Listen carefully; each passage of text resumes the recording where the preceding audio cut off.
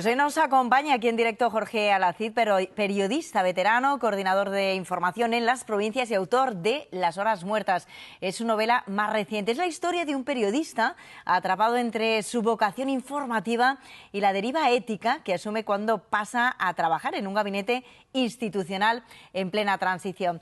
Jorge, muy buenas tardes, bienvenido y muchísimas gracias por acompañarnos hoy aquí en directo en el canal 24 Horas. Gracias a vosotros, un placer.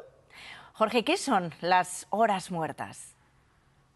Las horas muertas, aparte del título de esta novela, como bien decías, es la continuidad de Los seres queridos, la primera novela que escribí hace unos años, protagonizada por el mismo personaje principal, un periodista metido a detective, Viverti, pero es también una reflexión sobre el paso del tiempo, sobre cómo nos influye el paso del tiempo a los seres humanos, cómo le influye a él en las páginas de Las Horas Muertas, y cómo influye ese paso del tiempo a la psique no solo personal, sino también colectiva. Es el retrato de la España de la transición, el retrato de un tiempo y un lugar cuando el reloj parecía que a veces se precipitaba y a veces también se podía masticar el paso de las horas, el paso de los segundos.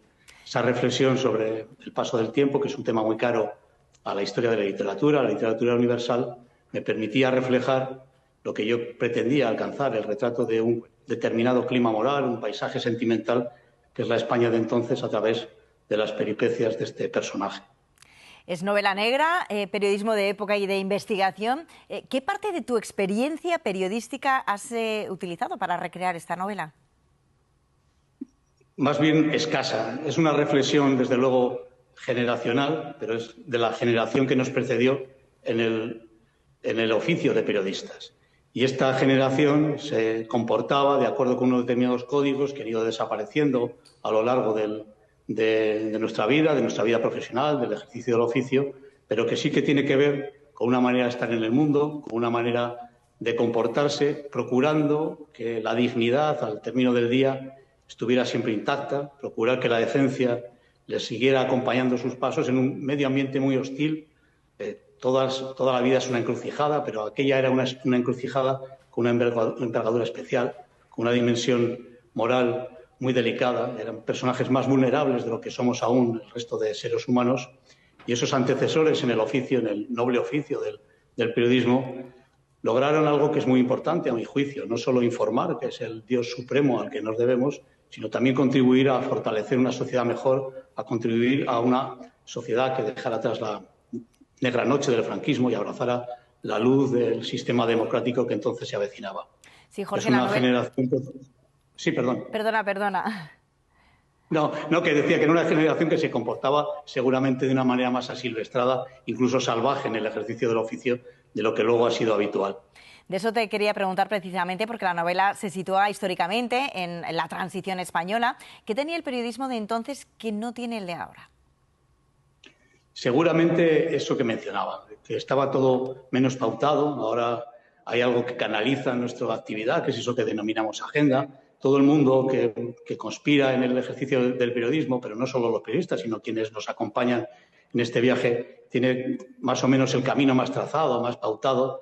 Hay menos espacio seguramente a la improvisación, mientras que entonces, entre comillas, quienes nos precedieron en este oficio se acostumbraban a inventar, como digo entre comillas, la realidad que les rodeaba. Ponían el foco donde les interesaba, con un grado, creo yo, superior de libertad, que era el propio de la sociedad de entonces, que abrazaba esa nueva hora de luz y de promesa de un tiempo nuevo, un tiempo más estimulante que venían, y eso les animaba, yo creo, a comportarse con esa libertad superior en el ejercicio de su profesión, como decía antes, incluso con un punto asilvestrado del que hemos ido perdiendo. Seguramente hacemos mejor nuestro trabajo, la evolución natural de las cosas apunta ahí, pero yo creo que ellos lo ejercían con ese punto de libertad superior, una libertad, como digo, incluso salvaje en algún momento. En esa novela, el protagonista Viverti traspasa esa línea, lo estabas contando, entre la prensa y la comunicación institucional. ¿Qué te interesaba explorar en ese choque de lealtades, podemos decir? Sí, la expresión está muy bien traída. Lo que buscaba era, sobre todo, observar cómo se comportaba Viverti respecto a su primera encarnación en Los seres queridos, cómo se comportaba fuera del medio natural. Me interesaba verlo como un pez fuera del agua. Me interesaba saber cómo, en ese momento de dudas, de incertidumbres, él también estaba habitado por las dudas y las incertidumbres que eran las propias de la sociedad de entonces, pero que además en su caso personal se multiplicaban por el hecho de que él era alguien que de repente se encontraba metido en un traje que le iba mal, que las costuras le tiraban, donde se sentía incómodo y esa sensación de no estar donde deberías estar a disgusto con tu rol, con lo que estás encarnando en ese momento, me parece que tenía mucho sentido en ese escenario de transición que es la propia transición, es la transición de un profesional en el marco de una transición más general. Es un territorio de frontera, la transición era una encrucijada, frontera como pocas, y me parece que las ficciones de esta naturaleza encajan muy bien porque es un territorio muy promisorio para crear narrativas, para construir personajes. La frontera en general me parece que es un territorio que admite muy bien lo novelesco. Jorge Alacid, autor de Las Horas Muertas, muchísimas gracias, sobre todo por acercarnos, por traernos esta historia además tan vinculada con nuestra profesión. Muchísimas gracias. Gracias a vosotros, un placer.